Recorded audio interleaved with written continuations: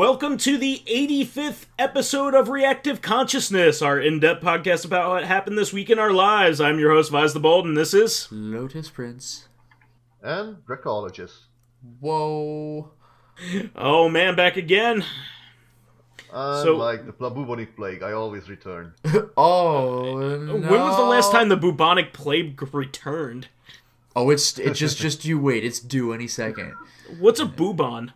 I think it's a reference I don't know what I to hear large is quick. bubbles tumors you grow. Oh, really? Aren't? I don't know. I think Vice is just like joking about the nature of parts of speech. If it's bubonic, then what's bubon that it can be described as bubonic? I think it's French. Okay, Yeah, fair probably. enough. Well, I think they just discovered it wasn't rats that was causing the problems. It was actually like flea-infested humans. Oh, really? Like, It's like that the rats carried the fleas, and the fleas transmit by various viruses through blood, the hemophage. Yeah. They said something like the rats weren't to blame recently. But anyway, let's get this show on the road. Now to buy a pet rat. Do it. I used to have pet rats.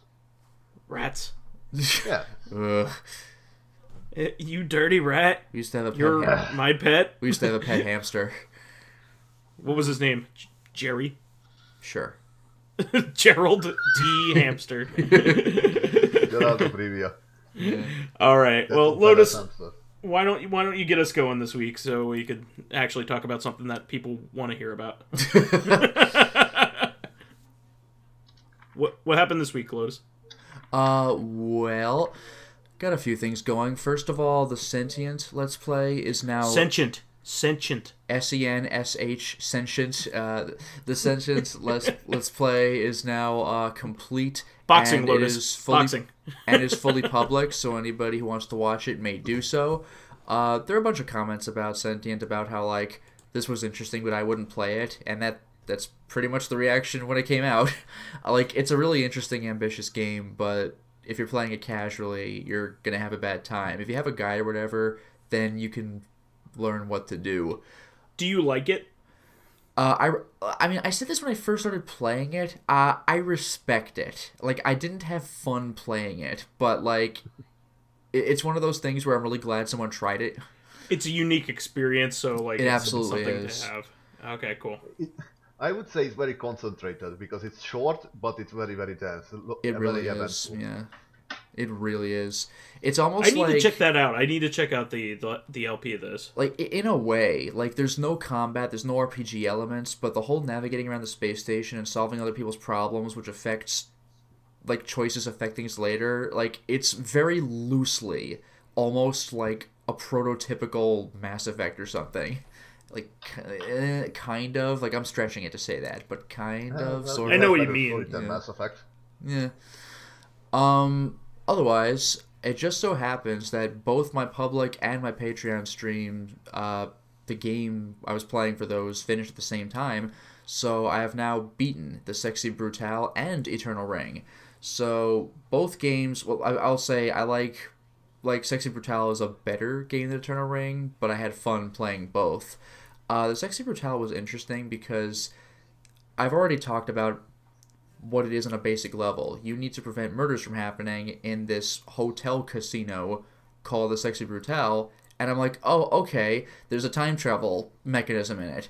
But then you see that there are ghosts you can talk to, there's weird stuff that happens that's very supernatural, and more of the game goes into, like, fantasy element stuff, but, like, and each time it happens, I'm like, oh, I guess that's a thing that exists in this game, but by the end of the game, it makes sense why this stuff is around, and I thought it was a very clever way of handling it. The game also has two endings. There's kind of like, there's the ending that you're going to get the first time, and the other ending you could only get once you've beaten the game and you go back and collect all the little collectible items, like the 52 playing cards, because they're just scattered around the game. And then I really want to play this game. I have to say, yeah, like it sounds right up my alley. I'm gonna wait for it to go on sale. But yeah. when it does, I'm scooping it right up. It's a good one. It's available on a bunch of stuff. Like I have it on PS4, but it's on GOG, probably Steam. Yeah, I'm definitely gonna buy it on Steam. I have it on Steam. I'm definitely gonna buy it on Steam because like this is definitely like way up my alley. The game's so atmospheric. Yeah, and the music is fantastic. Oh my god, that is some soundtrack. It's really good. What's interesting is that there was one thing that bugged me, which is that the music's so good, but whenever you pause the game to check your inventory or look at the map or whatever, it stops the music and starts playing the pause music, and it just bugged me because it interrupts the music experience. But when I played the game some more, I realized that it has to be that way because there's music that lasts for about 9 minutes because that's how long you have before time resets, and it turns out that certain events like character deaths are tied to the music. So if you allowed the music to continue while you paused, it would kind of throw off the timing of certain events in the game, or not the events themselves, but the music background to those events. So it kind of has to be that way. Synced up with the events. Exactly, yeah. Like you could definitely tell exactly when one particular character dies based on the music. What's interesting though is that you may or may not realize that just from listening, but if you see it happen, you're like, oh, of course. It's really well done. I definitely recommend the game. The other game I beat, like I said, was Eternal Ring. That's something that I'm not going to recommend to just everyone. You really have to be in the right mindset to play it. But it's a first-person dungeon crawler. It's designed like a Kingsfield game, except it's a launch title on the PS2. Like the Souls games, it's about the journey rather than the destination, because like Eternal Ring tries throwing a plot in there, but it just doesn't matter. There's a thing where it's like, oh, you might be a member of this particular race of people who was here in the past, but who cares though?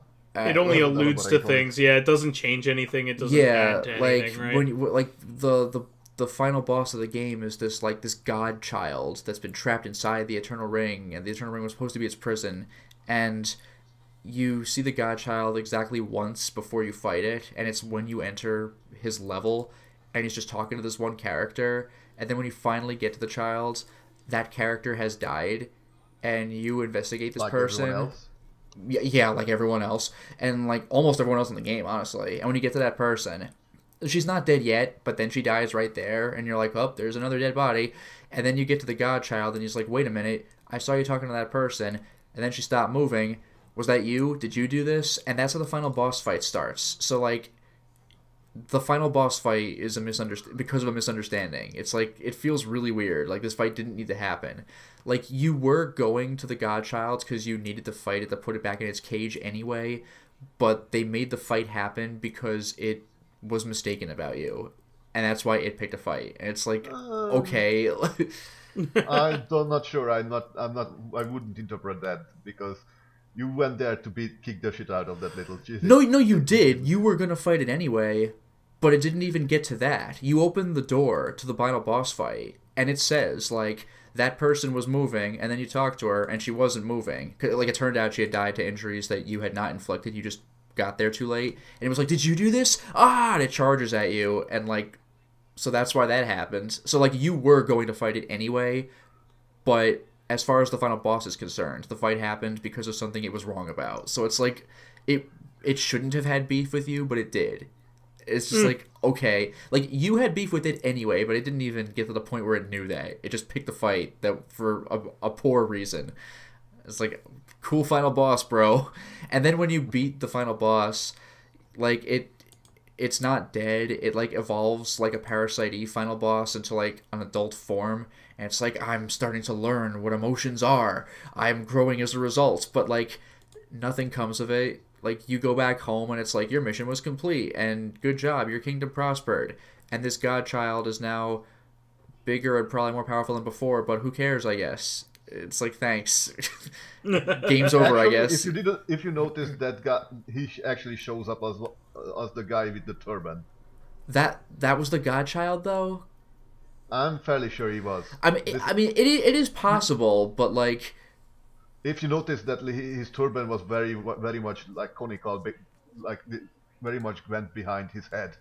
And Gottschalk had also had this sort of elongated head. Yeah, it did have that. I mean, I guess that's fair enough if they wanted to bring that in. And I think I seen some sort of smudge on the forehead of the pictures on the picture, like on his forehead, like the that symbol. Head.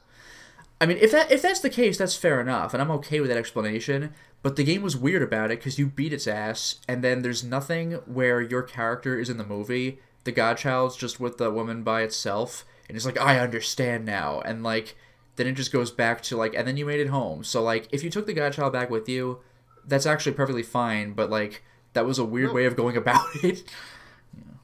I don't think it's like you beat him, you left, and basically he might have just followed you. I guess it's just, I mean, fair enough, but it's just weird. But all right.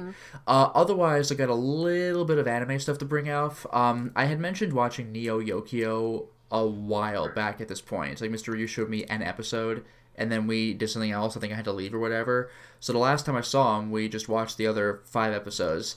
And man, that show is hilarious. Like, part of it is just, it's like, it seems unintentionally goofy, but by the time you get to the end of the series, like, you're pretty sure that it knows what it's doing. Like, I think it is self-aware of how just ridiculous some of its own aspects are. And it was a pretty entertaining show. Like, the main character is just obsessed with fashion, just like all of his friends are, to the point where, like, you know, he's this upper-class, posh socialite. And there was this one instance where he was going to go to some ball, and it turned out that his suit was not black, but rather midnight blue. So his rival gave him crap about it, and he's like, oh, damn it. So he, like, you know, runs to some dress shop, manages to get the black suit. Oh, thank God. But the rival, it turned out, basically convinced him to change out of that because it was a fashion faux pas, because he wanted to wear midnight blue and start a fashion statement. So it was like, damn it. So everyone was kind of like a little bit down on the main character for wearing traditional old black, and they keep mentioning it. It's like, I think I like the midnight blue a little better. And then like the obligatory like ghost demon fight, he's like throwing corny fireballs at this ghost demon, and the demon flies like into a painting like Phantom Ganon.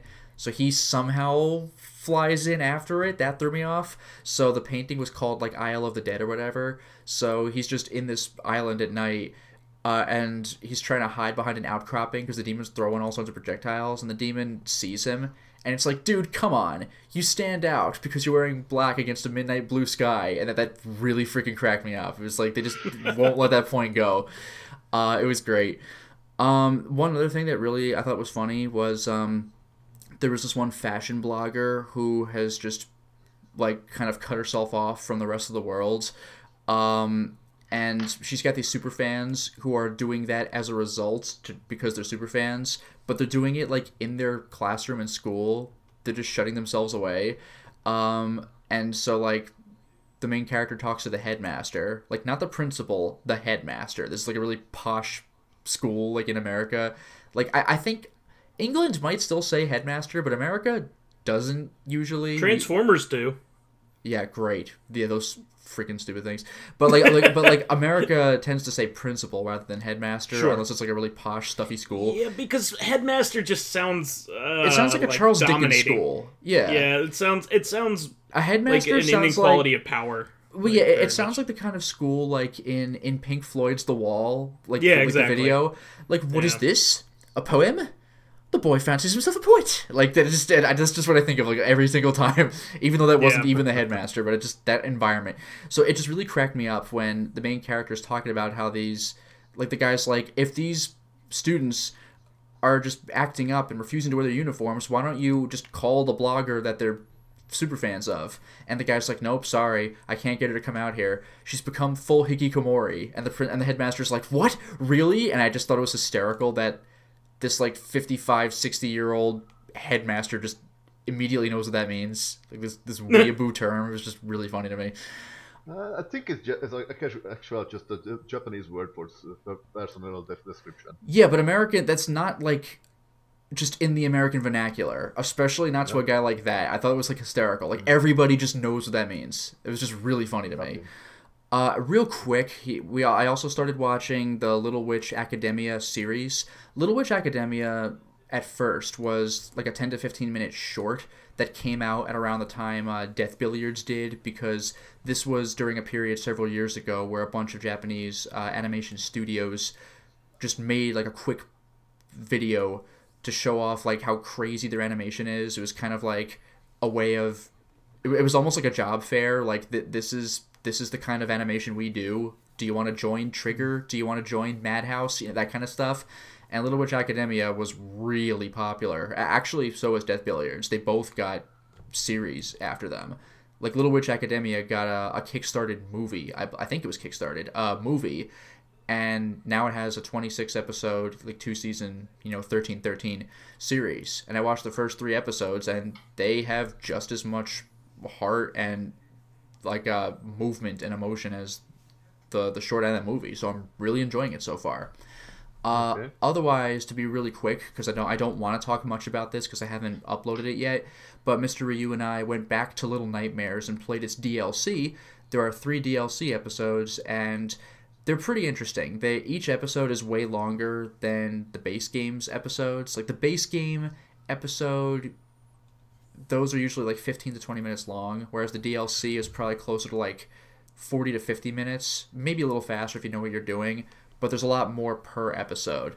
So I went through those, and it'll just be cool to see, well, we already did see, but it'll be cool for others as well, to see how the DLC chapters tie into the main story in their own way. And lastly, I was at Vyse's place today, Sunday, the day we're recording this, and we hung out for a bit and played some Doki Doki Literature Club. Honestly, not much to talk about. Like, so far, we only recorded it for like a half hour, and the game is still playing itself straight like a regular dating sim, so we're still waiting for the part that it's like, torturing me, where it gets, insane. We haven't gotten there yet, so like, I look forward to getting to it. Yeah, I know it gets apparently insane, but like, so far it's still like you would never know it from any other game. As much as I like visual novels, I don't like the Ugu ones. Like I don't, you know what I mean? Like this doesn't go to that level, but it does get pretty like little anime girl like they do a lot of tropes that you'd see in anime series. Like I just hate that shit. Like I don't mind it as much as you do, but like I could play a game like this, but it wouldn't be something that I would seek out. I'm not into waifus. I'm this kind of thing, and also like the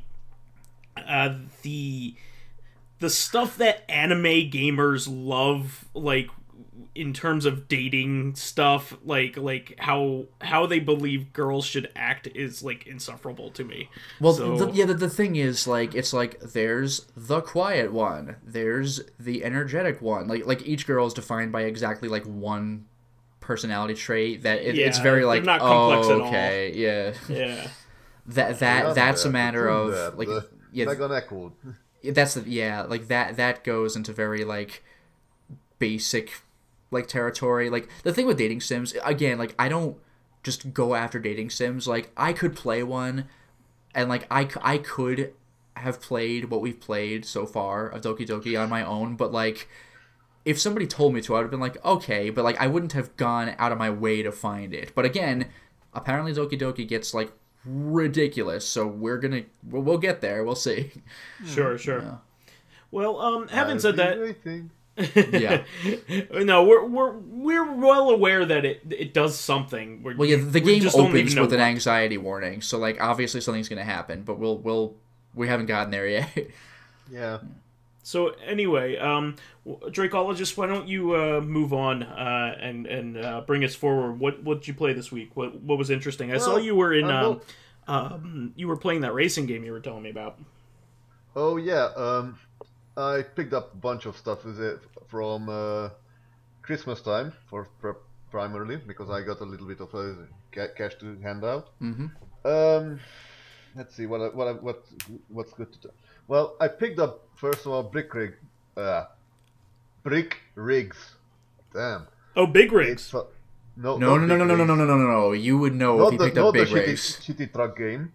It's called brick rigs, like the brick, like Lego brick. Oh, yes, okay. exactly, because it's a Lego building game. Oh, it actually is Lego. Nice. Yes, Neat. it's an unofficial Lego building game where you do. It's like if Lego World or Lego Racer was mixed with Euro Truck Simulator. You build large heavy goods vehicles or tanks or helicopters, and you drive around doing various chores if you want. That's kind of It's cool. it's very sandboxy, but the building part is very satisfying. I managed to build a missile truck. Hey. Oh, neat. You really like that kind of game that allows you to like customize, don't you? More or less. Yeah, well, like a lot of times I see you messing around with stuff like, you kind of like the mods that were in the Rogue, flying game. What was that? Yes, but those are mostly just skins. Some of the jets are have custom values, but though the guy who make those mods are very much on the level that he have to make every jet a bullet hell jet, and that means that it has 50. It can fire 50 rockets at once, but it has armor made of paper. Actually, so that's not fun. Well, here's a question. Speaking of the missile truck and stuff like that, you said that in the game you just kind of go around doing chores, but like, can you blow up stuff with the missiles, or are there ever chores that ask for that, or is it just kind of a cool thing to do? Actually, recently realized that you can blow up entire buildings in the game. So. Oh, are the buildings also made of brick? Is everything made of brick, or is it just your vehicles? No. Like when you blow them up, like it has like sort of this crater damage that has like these sort of massive bricks behind it. Okay. But when you blow them up, they just collapse into the ground. No, fair enough. But that's still cool. You can also blow up other vehicles if you want. Okay. But it's probably better with multiplayer in like when you prowl around in this little city and try to blow the other player up. Yeah, it becomes almost like actually tank. have like sort of this modern military shooter knockoff type of system where you can run around with machine guns and stuff. Oh, also nice. made from Lego. That's pretty rad. I also picked up a game called Beastmancer. Mm-hmm. It's a sort of turn-based strategy game with sort of this monster capturing elements in it. It's still in a little bit of a lazy development, but the combat is actually quite enjoyable. I never really liked turn-based combat, but like this one is kind of a good initiator. Oh, does it have like action elements at all? What do you mean by that? For action elements? Like time button presses, that kind of thing? No. This is very basic. You have an initiative roster, and you go down those, and you try to use the given skills and your monsters to basically take the victory to yourself. Okay, so what sets this apart from other turn-based things? If that you like this one and not others so much? The aesthetic was nice. What was Aside from that, I'm fairly sure there is a few store-bought assets. The monsters look original. Okay. The monsters look really like the main sort of poster child monster of this game is this large old owl monster. Mm-hmm. My friend was asking like, who did Pilar body for that owl? What was it? Like my friend called it a pillar owl. Oh yeah, fair enough. This massive like old creature. Yeah, that's kind of rad actually. I don't usually picture owls being like, like the big monster, except for like Secrets of NIMH, I guess. Like there is a mage owl and this hunter owl, and there is this guardsman owl that is like really big. That's kind of rad. I also picked up Planetary Annihilation Titans, which is if anyone knows the Total Annihilation games. You know what? I've heard of those, but I don't know what they are. Yeah, I don't know them really well. Real-time strategy games. They like Command and Conqueror and such. Okay. Basically, the main premise is that unlike you have a main building, you have this main commander unit which can fight and structure stuff, and basically you can build massive armies and total the enemy, completely destroy the enemy, which is the name of the game. Yeah. The planetary annihilation brings it up that instead of a flat surface, you fight on various planets. You can basically travel from planet to planet using transport satellites and such, and you can blow up entire planets in the most colorful ways. Nice. Like, there is various flavors to your. What do you want? Build a large doomsday engine that drills into the planet core and drops a bomb, or you want to strap a giant engine onto the moon and propel it into the nearby planet? Oh man, that's like a Captain Harlock thing to do. There is a one structure that can be only built on this sort of Cybertron-like planet. That if you build 5 of it, you turn the planet into a Death Star, and you can blow everything up. Oh, nice. Like, you can just pop planets like tick tick tick tick. Are all the robots male and just like 2 of them are female? What is this, Gal Gaigar? No, just like Transformers. Yeah, that's what I was getting at. No, I don't. The commander, I didn't see any female made commander unit. I have to check the downloadable version, so you can get custom appearance for the commander. They don't do anything different, but they look different. Okay. They're just custom graphics. Gotcha. Models. And staying with robots, I picked up a game called Breakart, which was I've followed it for a while. It's mech racing game. Like you race with mech, sort of these Japanese mechas, and the game is very much based on customizing your robot to the last moment. Like you can place various pieces of parts that are boosters, thrusters, weapons, and such, armor and such on it. And I'm fairly sure the game kind of asks you to make the robots very animate. Like you can customize stuff like when you are traveling with average, like you're constantly accelerating, like you don't have to press throttle to move forward. It does it automatically.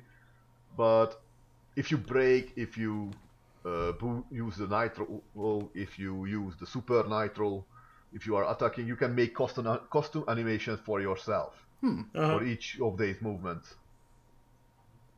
Neat. So yeah, I'm still on a little of tasting phase fraction and trying to get over it because the controls are a little bit fiddly.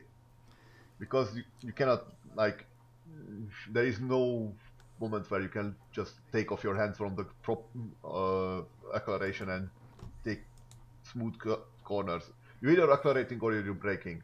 And boosting often propels you off from the screen because it's very, very slippery. Yeah, fair enough. That can be tricky to deal with. It's sort of the wipeouts thing that when you using anti-gravity vehicles, you kind of float all over the place. Yeah. I think there was one thing left. Oh yeah, I just want to mention that I also picked up a game called Robot Named Fight, which is sort of the. Oh, I heard that was good. It's interesting, but the controls are a little bit fiddly. It's a roguelike Metroidvania again that has sort of this Metroid Mega Man type of aesthetics. I think I don't know. I maybe have to go back to it for the controls, but because it felt a little bit fiddly. Like you don't have when you how to say it. You both played Axiom Verge, right? Yes, I've seen a bit of it. I've played. I played a little bit of it at like 10 minutes or so. Okay? I played it through. I can talk about it. We can talk about it if you want. Anyway, there's the button that locks you down and you can do free aim. Like you can press directions and you don't move. You just aim. Oh, we just adjust the aimer, sure. Mm-hmm. In Robot Named Fight, you have aim up and aim down. So you can, if you press up, you aim upward. If you press aim up, you do a 45 angle aim up. Oh, like Resident Evil, like the old Resident Evils, where you aim directly forward, 45 degrees up or 45 degrees down. So I don't know. I never played any Resident Evil game, but if you say so. Yeah, you mean there's not enough enough analog movement. Yeah, so like basically, if an enemy's coming, a little bit odd. Well, yeah, so like in old school Resident Evil, if you wanted a headshot, then you'd have to wait for the enemy to just be right up in your face. Because if you aim up, then you're 45 degrees up and you're way over its head. So you just have to wait. Interesting. What this game? I think this game should have been better off being on non-roguelite, just general. How to say, like general Metroidvania, because the aesthetics and everything is good, but getting kicked back to 0 in this type of games is really, really annoying. It's not like Binding of Isaac where every weapon makes your gun, your attacks increasingly bigger. Well, not to mention that in roguelikes, getting sent back to 0, like, you don't want that to be because of clunky controls. Like, the Binding of Isaac also had really tight controls, and if you ever died, sometimes it was because the game cheesed you if there's 1,000 enemies, but oftentimes if you're in a boss fight or whatever, it's because you messed up. Or, like, you just happen to have a bad run with power-ups. Like, if it's because of awkward controls, and you're like, how do I play this game? And now you're back to the beginning, that's just unsatisfying. Yeah. That Cells in this regard is very good. Like, that set controls feel very, very nice. Okay. That game has a little bit of a different type of issues. I think that problem is that while it is really good at fighting on the common mob monsters, when it comes to bosses, it's kind of expecting you to little bit like. Imagine if playing Dark Souls, if the first boss fight, first was sort of the difficulter boss fight, you died and you would send back to the very first beginning of the game with all your upgrades gone. Yeah, so if there were like no bonfires, you have to like one-shot Dark Souls. Yes, like roguelike Dark Souls. There was a game called Necropolis that tried that, but it kind of didn't work well. Well, actually, in a way, this isn't quite what you're talking about, but in a way, Dark Souls 2 kind of has this. There's an achievement you can get for beating the game without dying. Like, apparently... Oh, yeah, sure. Well, apparently I haven't played it, but my friend Luminaire has, and he said that, like, once you beat the game, and you do a new game plus, there's apparently a lot of stuff you could skip if you know how to, so you can make this happen, but it's just like, dude, come on. It was like something like when I watched Ori and the Blind Forest, one of the achievements was I love that game. Well, it's adorable, but it's like anytime it fell into a death laser, I was like, oh my god, I murdered the poor child. Yeah. There are some cases where you just feel bad, like in Ico, where like, I mean, you can't really have Yorda die in Ico, but like in the demo disc, like you could just like let go of her at any time, and they got rid of that mechanic because number one, that's unnecessarily cruel, and number two, it's just annoying from a gameplay perspective because you don't want to do that because you lose if that happens. Yeah. Anyway, for finishing up, I kind of bumbled around on YouTube and find few sort of this boss encounter supercuts. Like, kind of looked into the games itself. Like, what was there? Project Altered Beast, which was the PS2 version of take-on of Altered Beast. Oh, that's what that was called? Yeah, that was like the European only, like 3D, like a Geno military experiment, Altered Beast. Yeah, it was interesting, although I think the fact that few of the comments pointed out that, like, having your body violently getting torn apart to just transform is a kind of a downside of the whole thing. Yeah, it's like an American Werewolf in London. Like, you do not want to turn into a werewolf in that movie. I also looked up a game called Nanobreaker, which I kind of looked for a while. What was that game that I was looking for? Like, but didn't. It kept confusing with Hybrid Haven. Oh, geez, I don't know. Hybrid Haven was that was on the N64. Yeah, it was a game made by DMA Design before they became Rockstar, and made the GTA games. interestingly, it's a turn-based wrestling game, basically. Oh. Oh no! You know what I was thinking? I was thinking of Body Harvest. Yeah, I also confused that with Hybrid Heaven for no reason. Hybrid Heaven is the Konami game that is kind of like a wrestling RPG almost. Yes. It's a turn-based wrestling game where you is a file drive is a alien hybrids. Yeah, Nice. yeah. So you in that regard. it's not like a wrestling game, like with pro wrestling. No. Like But the moves are all pro wrestling moves. Nice. Yeah. So it's a game where you're going through like a base and fighting aliens, right? Isn't that what you do? Yeah. Yeah. And then you the pick story wrestling is moves decent, like suplex leg and stuff like that, right? Nice. You can, one of the moves is killing a giant mushroom-headed monster by grabbing his leg and pulling it to his back, that move when you force someone's leg back to their backs. Yeah, like a submission hold. Yeah. I that's definitely a game that I haven't gotten around to playing, but I definitely want to. It's like one of those games on N64 that you'll never see ported anywhere else. Yeah, I think I actually have that one, but I gotta try it out. Play because watching it is a little bit dull. Anyway, Breaker is a Konami game. Sure. It's kind of like it's made by Igarashi, right? I think some of the Castlevania folk. Yeah. It was made by Iga. It was one of his side projects. Interesting because it kind of reminds me of Metal Gear Solid Revengeance. Oh. Well, it was a game that was made using the same engine as Lament of Innocence, I think, the PS2 Castlevania game. I don't know. I do remember that this game was described as very, very violent, and it is. Like, one of the first boss is this giant Venus flytrap monster, and you just split it down from head to the stem. Oh, jeez. Very viscerally split in half. And not to mention, when you kill monsters, it has a counter that is count something in gallons, which probably is the blood. Wow. So yeah, that was an interesting experience. Nice. And finally, the game There Will Be Blood, which I'm still looking for a let's play through, which is a hack and slash game about an old sort of fictional Japanese figure. You mean There Will Be Blood is the movie? You're talking about a PS2 game. Yeah, no, it has a different name. I know what you mean. Blood Will Tell. Blood Will Tell. Yes. Oh, I don't know. I don't know about that's that the one. Sorry, I might have mistaken that. Is that the one where you have to regain all your limbs? Not just limbs, every body part. Yeah. If those who do not know the story, it's about some sort of Japanese noble who sells his own child to I think 13 demons. Yeah, I told you about this, Lotus, when we went to Classic Game Junkie one time.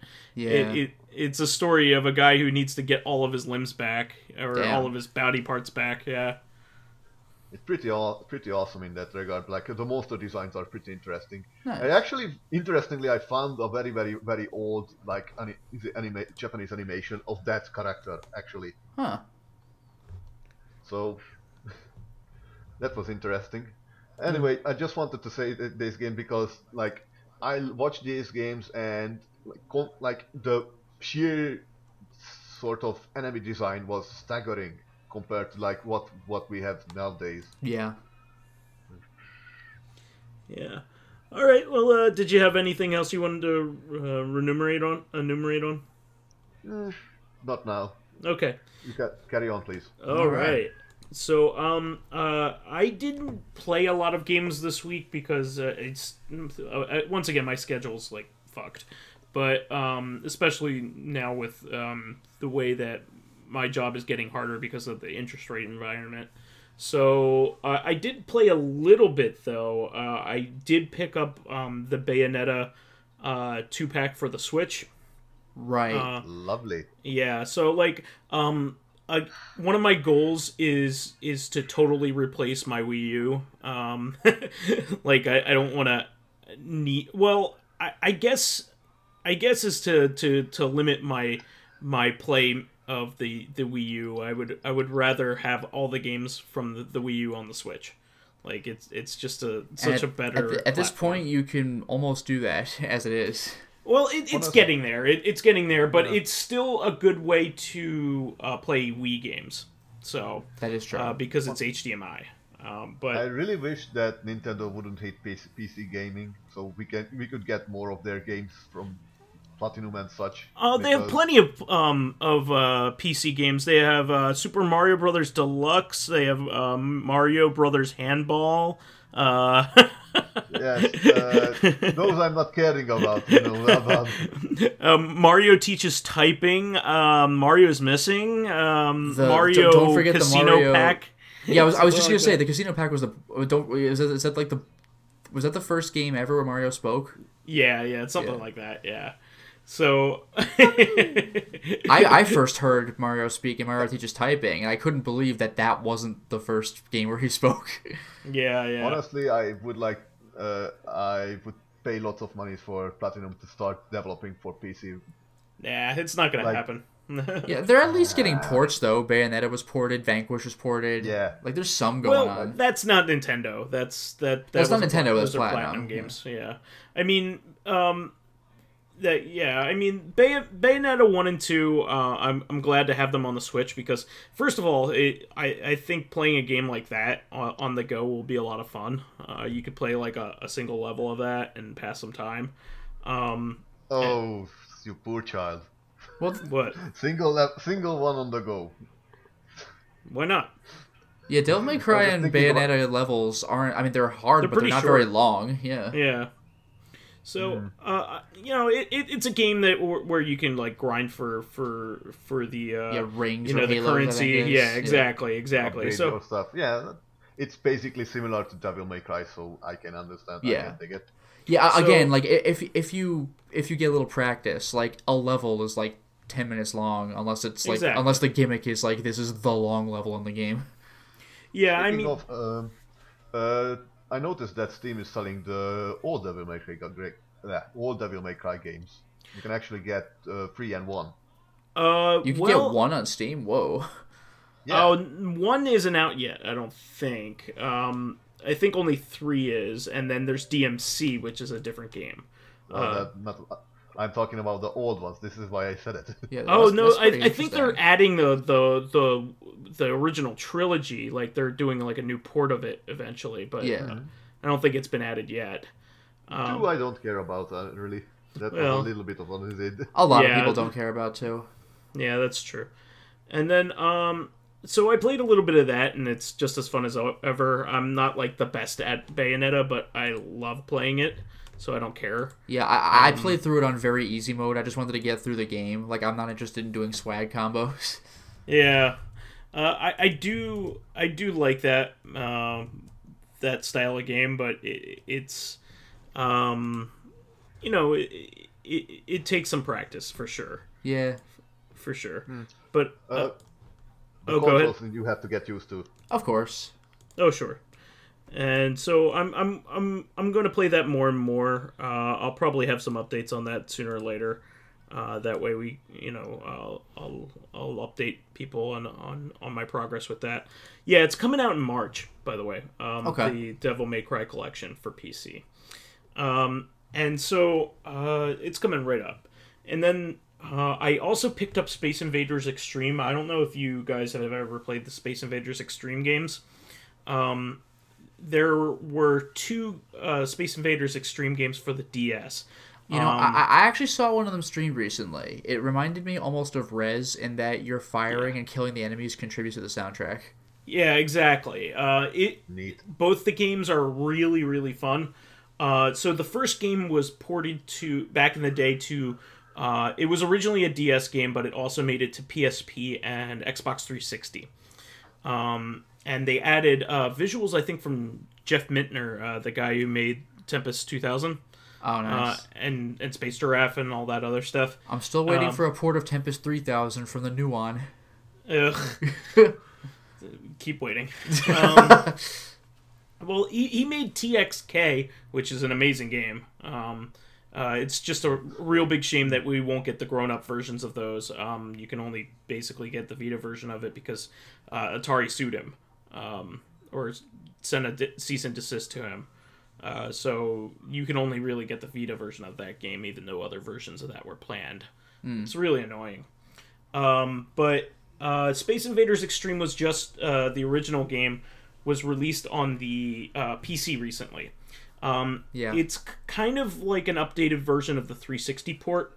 However, it doesn't have multiplayer, which is the only major difference. But I think they updated it for modern settings and all that stuff. So it's cool. I picked it up just to kind of have it. The game's really aesthetically pleasing. Like the way it's an amazing game. When you get the proper power ups and you can take out a bunch of enemies in a row, it almost reminds me like. This is kind of a weirdly specific reference to make, but it almost reminds me of, I forgot which Pac-Man game it was, because there's 10,000 of them. Maybe it was Battle Royale or something, where, like, you know that power, when you get, like, the pill where you can eat the ghosts, and there's, like, a line of, like, 30 ghosts where you're just, like, like, all the way through. It just feels really good when you do it. Like, the Space Invaders Extreme Championship Edition? Maybe that's what it was. That's the one, I think. Yeah, so Space Invaders Extreme kind of has that feeling if you get the right power-ups and like the laser, you just go across the columns of enemies. It feels pretty good. Yeah, no, Space Invaders Extreme is a really good update. Not only is it kind of rhythm based, it has like a rhythm component to it, but it also has like probably it has like combo systems involved. Like if you don't miss, also if you you want to keep killing colors, things, you'll lose the multiplier. Yeah. Oh, and by the way, also it has different colors of the invaders as well. Yes, and there are things for like kill all the blue ones first without hitting anything else and stuff like that. But also it's the basic progression of the game is like Darius, where either you get the high score or you don't, and then you go to Worlds 2A or Worlds 2B, and so you can get to like 5 different endings or however many different endings by the end of the branching paths, which is kind of cool. So the boss you fight changes. Yeah, that's a Taito trope. They also use that in Bust a Move as well. Okay. Or Puzzle Bobble if that's your bag. Now, actually, go ahead. If I may, I wanted to say that if they would make this kind of game roguelike, that would be actually more better. Like as you progress, you get more powerful, but if you die, you have to go start all over again. You know, the last game I could think of where you kind of had that was like Phoenix 3 on like the calculator, like the TI-83, where you could like go to a shop and buy power-ups. I actually played the Phoenix game. Nice. One of the Commodore version, I think. Nice. Yeah. But it kind of went in a loop. But the Space Invaders Extreme games, the second one is a really amazing game. That never got a port to anything else other than the DS. And what was really neat about that game is that it used the obscure Arkanoid paddle that you could plug into the bottom of your DS as a GBA port. It was Japan only, but it worked with 3 games. It worked with an Arkanoid game, Space Invaders Extreme 2, and a Puzzle Bobble game or Bubble Bobble game. And it's really cool. It's a little analog knob, just like in the arcade for Arkanoid. And it worked out really, really well for Space Invaders Extreme 2. It was really cool. That was one of my favorite games for the DS, and unfortunately, it never made it anywhere else. I really wish they had made a console port of it, because I would play it to hell. I really loved it. So I'm looking forward to playing that once I have my setup going the way I want it, and I picked up a couple other games. I'm just kind of mention them because they looked interesting. I picked up what looks to be a co-op horror game called Red Rope. Don't Fall Behind. I don't know much about it. It just looked neat. Looked like it had some surreal things going on, and it has 2 characters that are connected by a red rope, and they can't be detached from each other, so they have to. They're limited in that way. Oh, so literally don't fall behind. One person is at risk of doing that, yeah. Exactly. Speaking of co-op sort of adventure games, you guys know We Were Here? No. I don't think so. It's a first-person puzzle game where 2 players are playing in separate rooms, and they have to, like, they have the clues for the puzzle in the other rooms. Okay. Oh, what's it called again? One more time. We Were Here. Huh. Oh, no. I need to check that out. And there was a sequel to it, We Were Here 2. Yeah. Like TOO? But 2. Yes. Nice. Well, maybe Lotus and I could check those out, because I'm sure that would be something that we would definitely like to play together. It's in a little bit of a similar vein of Keep Talking and Nobody Explodes. Okay, yeah, I was gonna say that. Like nobody has to read the absolutely obtuse instruction manual. Sure. I also picked up Fight and Rage, which is apparently a really good beat 'em up that recently came out. I'm looking forward to playing that, but I haven't played it, so I don't have any input on it yet. And I also played Doki Doki Literature Club, obviously. And I have recently been wanting to reread some of the stories that I loved when I was growing up from comics. One of them was Earth X. I don't know if you guys had ever heard of Earth X. It's a Marvel storyline. So, have either of you heard of Kingdom Come from DC? The name. Okay, so essentially, what they Kingdom Come was a story about what would happen if in a certain future of the DC universe, and basically the new flavor of superheroes were not as good as the old ones. They didn't have the sense of morality or anything like that. So Watchmen? Basically, but it wasn't as nearly as dark as Watchmen. Yeah, Watchmen is just like the world sucks, just the end. But it was really neat because it had older versions of the characters.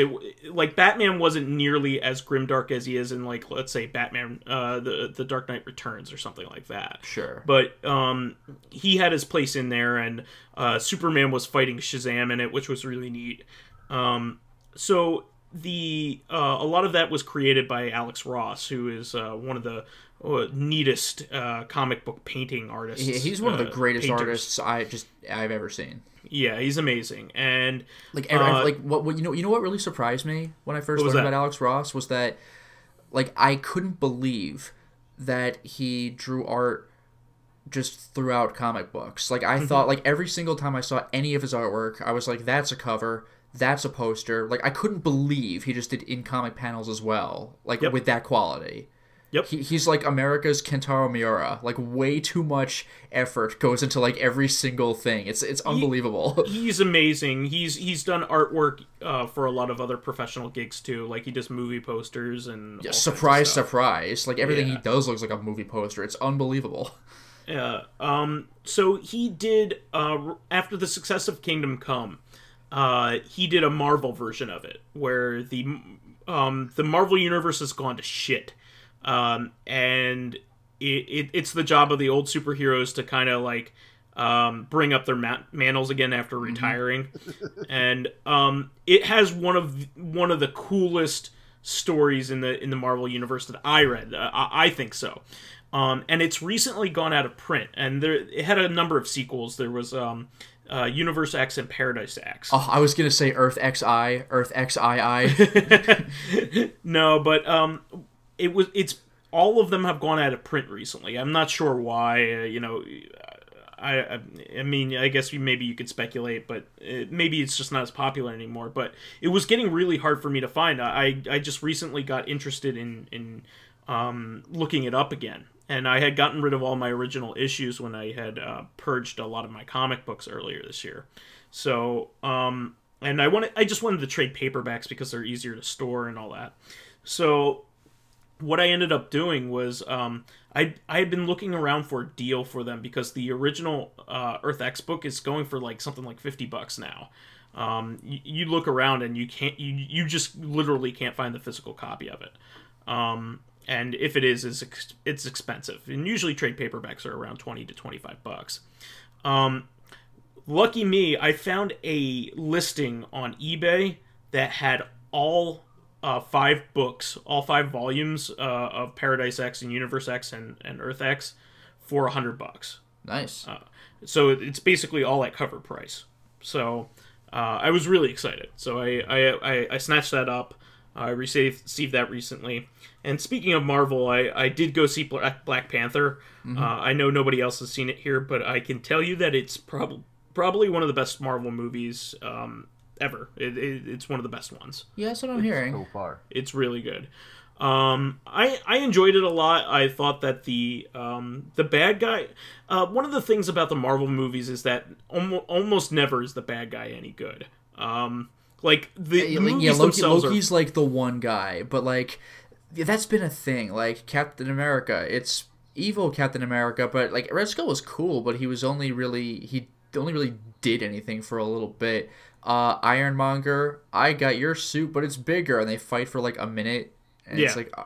okay, I know it's the first Marvel movie, but they're never complex bad guys. They're not bad guys that you learn to hate. They're not bad guys that are humanized at all. Yeah, that was like the main advantage I heard about Black Panther was that like it was almost like oh god, like the Vulture from Spider-Man: Homecoming. The Vulture was good. You understand like not like he's like the Vulture in any way, but like you can understand his motivation. He's not just like I'm evil.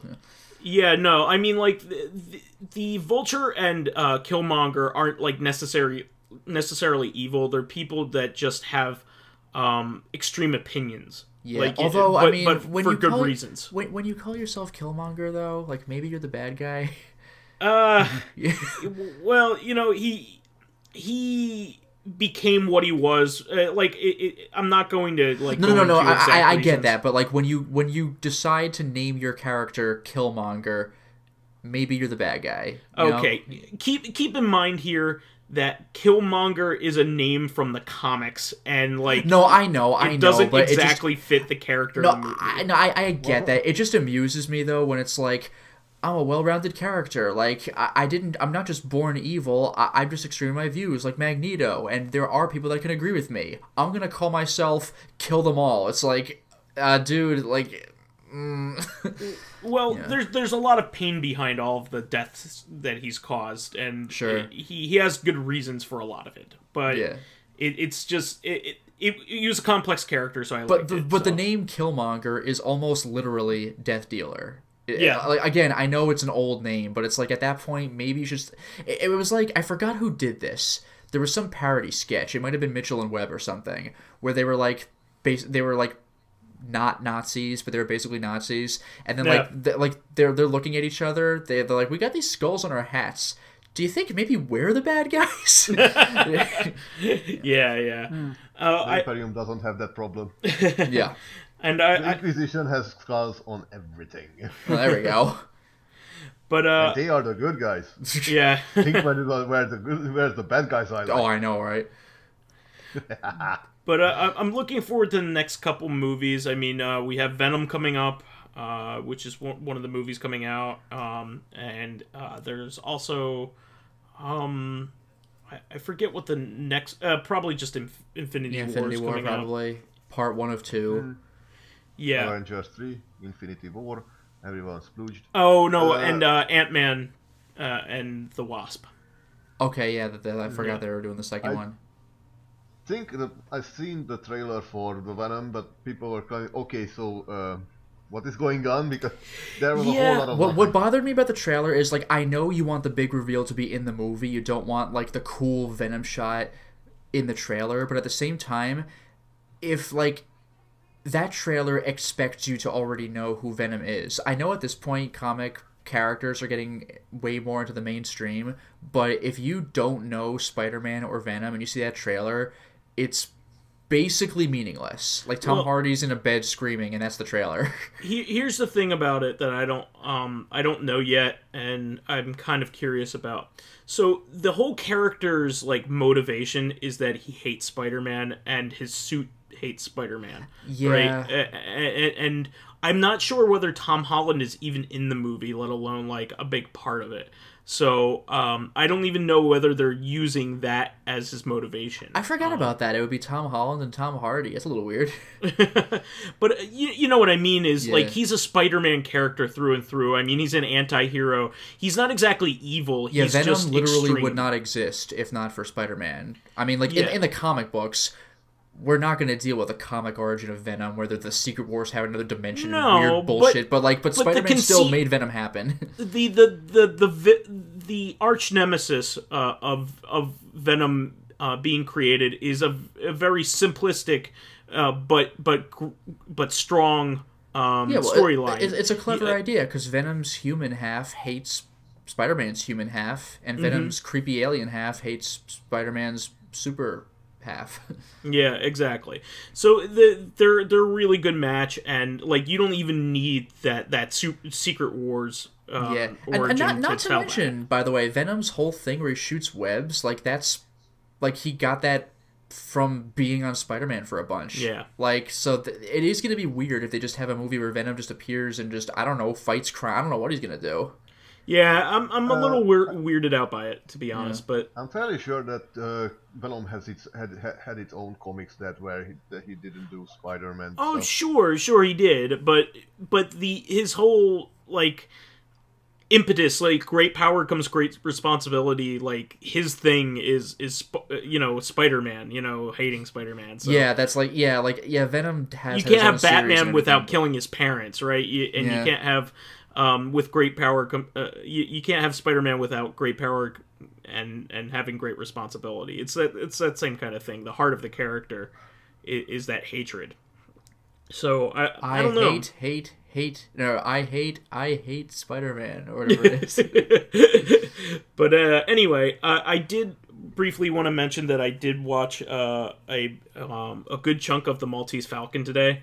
And I'm a big noir fan, and I had never actually really seen most of the movie, so I have to say that for an old film, like, it's very snappy. And I can tell why Humphrey Bogart became, like, a huge star after this movie. He wasn't a big star before Maltese Falcon.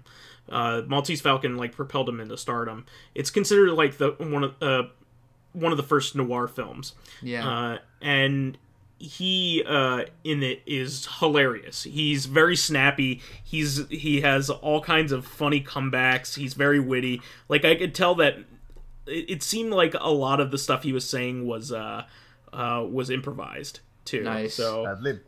Yeah, very glib. He said ad-lib. Oh, ad-libbed, yeah. But I definitely watch it.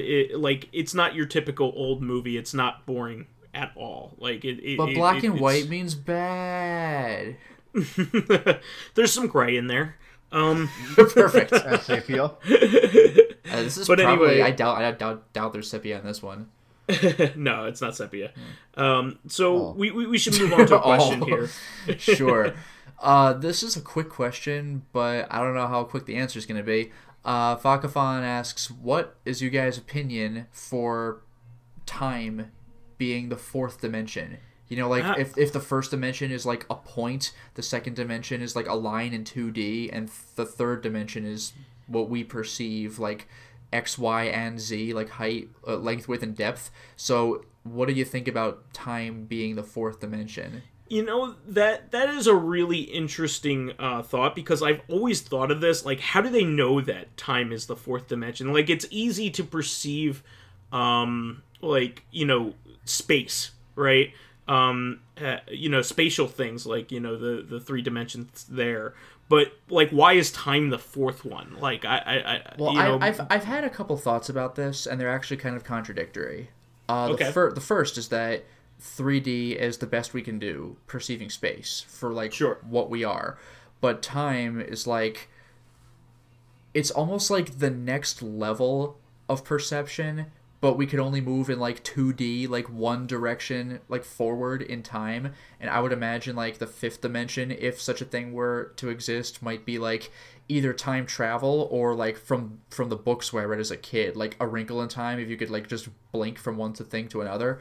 But on the other hand, I think it was Einstein equated time with space. Like, there's the word space-time. So, like, could Take that, space-time.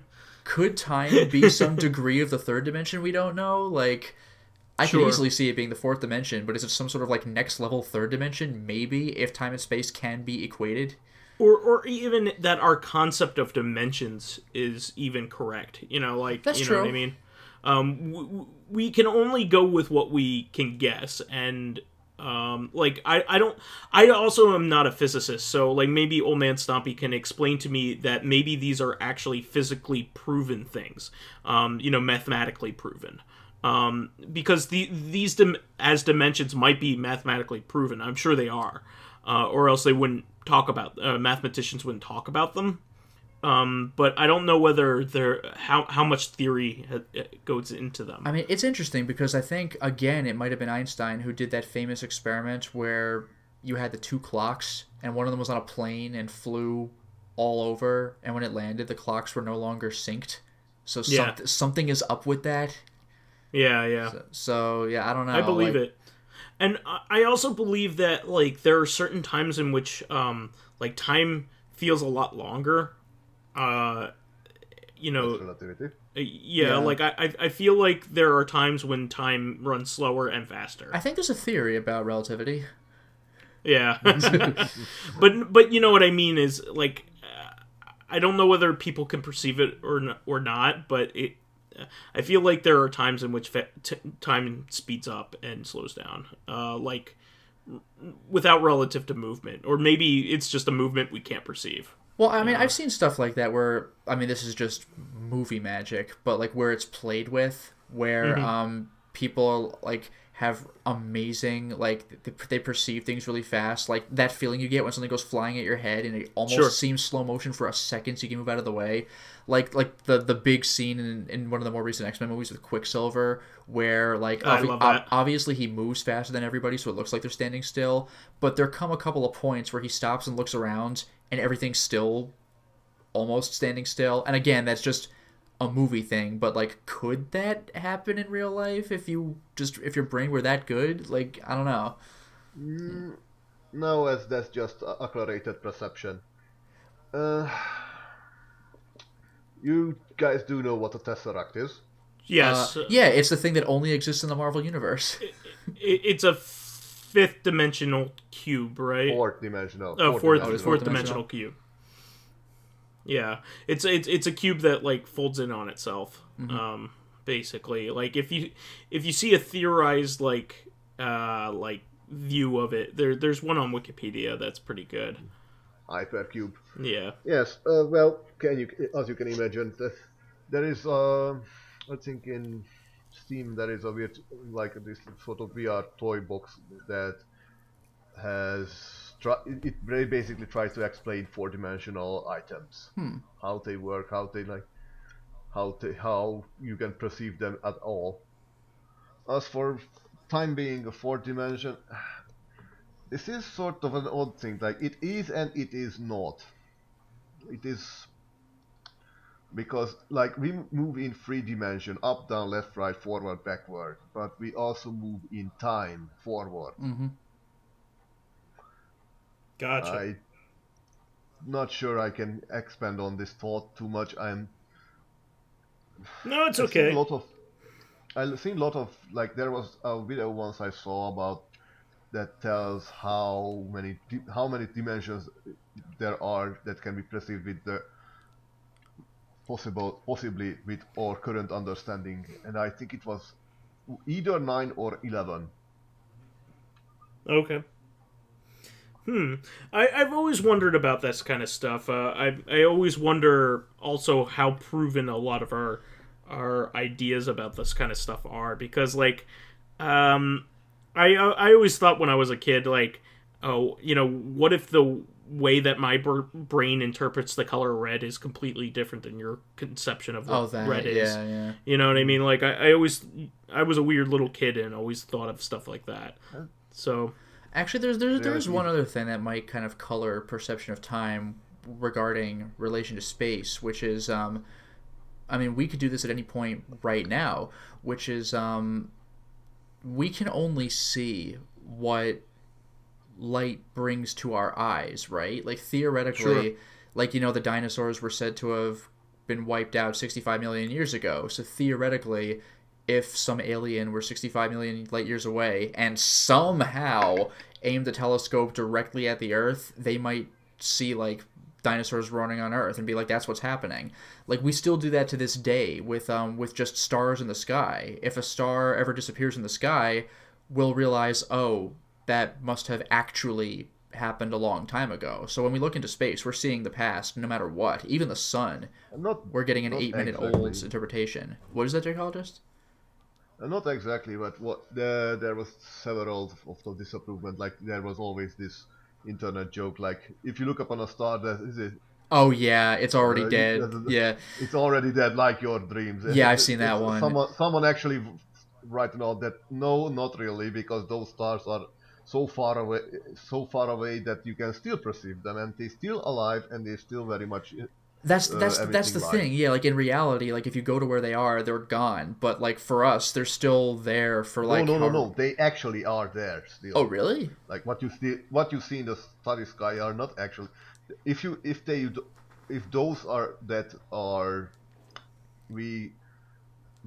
actually would perceive that you don't see anymore, because you just see the light coming from millions of miles and light years away. That star you possibly only see through heavy duty electronic telescopes. Right. Because like the reason I bring this up is I'm reminded of probably my favorite joke in the entire series of Flight of the Conchords. You guys ever watch that show, Flight of the Conchords? Starring I've the band of the same name. It's a riot. But there was one episode, because like I like this joke because they didn't explain it. Like there's this one episode where the band members, for their manager's birthday, they name a star after him. Because you know damn well they don't name every star in the sky. They're all just like letters and numbers. Yeah, they're all like numbers and stuff. Just like catalog like numbers. Who cares? So like you can in real life do a thing where if you pay some amount of money, you can just have a star named after whatever. So they named a star after him, and they were like, "Oh, cool." And then like a couple of scenes later in the show, they're like, "Oh, Murray, I got some bad news. Your star blew up." And he's like, "What? Blew up? When?" And they were like, 200 years ago. And just that freaking killed me. It's like I didn't love that joke. Whoops. Nice. Yeah. Well, I think we answered that one. So we'll wrap up for tonight. Yeah. That's the show for this week. We want to thank our fans who contributed questions. We actually got quite a few this week. We really want to thank everybody who contributed this week, but please keep them coming. The more we have, the better. And also, I've noticed that our comment sections have been a little meager lately. Please feel free to chime in with our questions. Please, comment or any on commentary. what you think. Anything you feel about it. Yeah, please, even comment on what we said. Please, just go right ahead. We always respond to comments. Lotus, you respond to all the comments on the YouTube page, and I like to add my points in there as well. But we've each done a little bit of responding on each other's pages too. Yeah, and I respond to all the comments on the SoundCloud page. So please keep it up. We had a really good response last week, but I would like to see even more community going with people, getting to know each other, other fans of the show, to get some discussion going. So while you're there, please give us thumbs ups, likes, and 5-star ratings on iTunes. It helps us promote and spread awareness of the show, and any bit of encouragement helps keep the show going. You can catch us on Thursdays on our sister podcast, Reactive Consciousness, the in-depth look at this week in our lives. And finally, you can friend me as VyseTheBold on Steam, PSN, Xbox Live, Twitter, and Battle.net. And you can follow me on my YouTube channel, Lotus Prince. You can hit me up on Twitter at Lotus Prince. And finally, if you're interested in seeing some of my videos early, getting in on exclusive live streams, or even selecting upcoming games for me to Let's Play, then perhaps consider swinging by my Patreon account, which can be found at patreon.com/LotusPrince. And you can find me at the Lord of the Crocodile Square on Discord, and I would like to know that I begin to look after the art of streaming on YouTube. So nice. Maybe there will be some videos on my channel. Yeah, finally. Boy. Excellent. And please do. He's always playing a lot of interesting games that you may not have heard of. You dive deep into the Steam depths, I have to say, and I always enjoy the stuff that you introduce me to. All right. Well, we will catch you on Thursday for Reactive, guys. Until next time, everyone. Bis laat.